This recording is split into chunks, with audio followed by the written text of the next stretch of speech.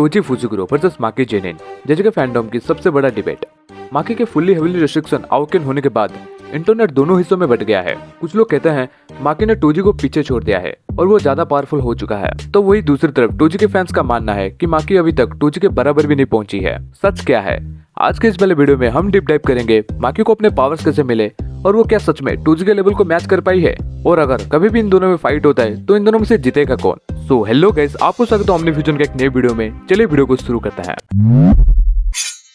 सबसे पहले समझते हैं ये हेविली रिस्ट्रिक्शन क्या है। सिंपल वर्ड्स में समझे तो ये एक बाउंडिंग बाव है जो बर्थ के टाइम लगती है। नेचर आपसे कुछ लेती है और बदले में कुछ इंसेंट देती है। अब एग्जांपल के लिए मेकामारू को ही ले लो। इसकी बॉडी बहुत वीक थी लेकिन बदले में इसके पास मैसिव कॉस्ट एनर्जी और रेंज थी।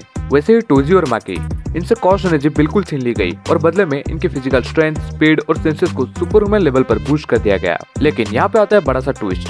टोजी बॉर्न हुआ था जीरो कॉस्ट एनर्जी के साथ, that's mean perfect body for this power. और वही माकी के पास बर्थ के टाइम थोड़ी सी कॉस्ट एनर्जी थी जिसके वजह से वो इनकम्प्लीट थे। जेनिन क्लैन में ट्विंस को ब्याड वुमेन माना जाता है और यहाँ पे ब्याड वुमेन सुन के खराब औरत मत समझ लेना भाई।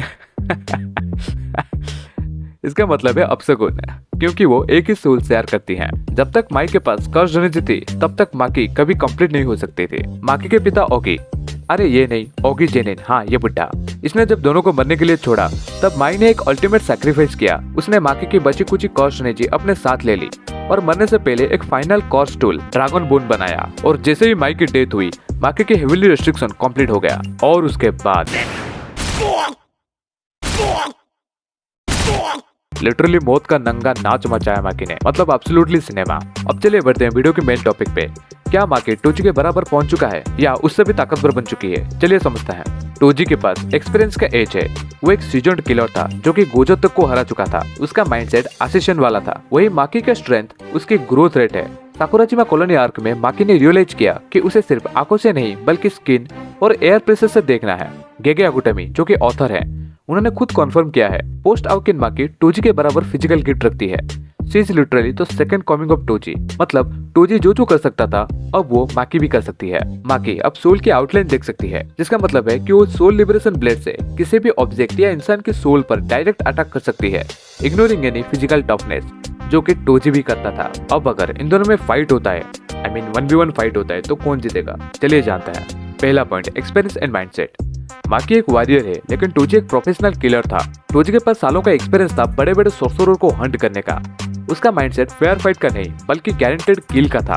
माकी ये भी सीख रही है, जबकि टोजी ने वो पीक अचीव कर ली थी जहां वो गोजो जैसे गॉड को प्लान करके हरा सका। अब इससे अंदाजा लगा लो टोजी की एक्सपीरियंस कितना है। अब चलिए बढ़ते हैं सेकंड पॉइंट पे, cursed tool arsenal, the hidden inventory. Toji के पास उसके कॉर्स स्पिरिट द वर्म थी जिसमें वो ढेरों वेपन्स कैरी करता था। उसके पास इन्वर्टेड स्पेयर ऑफ हेवन जो किसी भी टेक्निक को कैंसिल कर देती थी, और प्लेफुल क्लाउड जैसे डेडली टूल्स एक्सेस था। और वही माकी के पास अभी सिर्फ सोल लिबरेशन ब्लेड और ड्रैगन बोन है। टूल्स के मामले में टोजी का इन्वेंटरी ज्यादा वर्सेटाइल है। अब चले बढ़ते हैं पॉइंट 3 पे, स्ट्रैटेजिक जीनियस। टोजी सिर्फ ताकतवर नहीं था, वो एक मास्टर स्ट्रैटेजिस्ट था।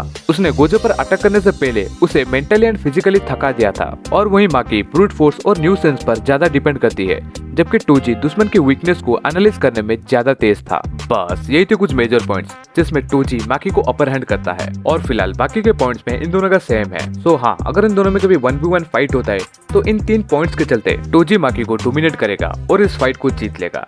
लेकिन वेट, अब हम माकी के फ्यूचर के बारे में कैसे भूल सकते हैं?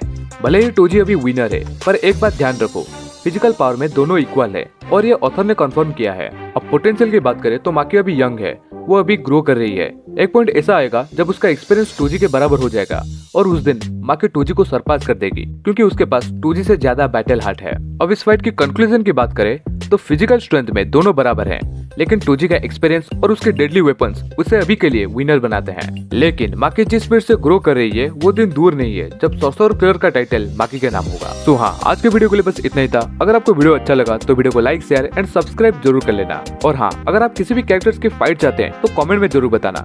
आपके कमेंट को ध्यान में रखते हुए नेक्स्ट वीडियो में जरूर लाऊंगा। मिलते हैं अगले वीडियो में, तब तक के लिए बाय।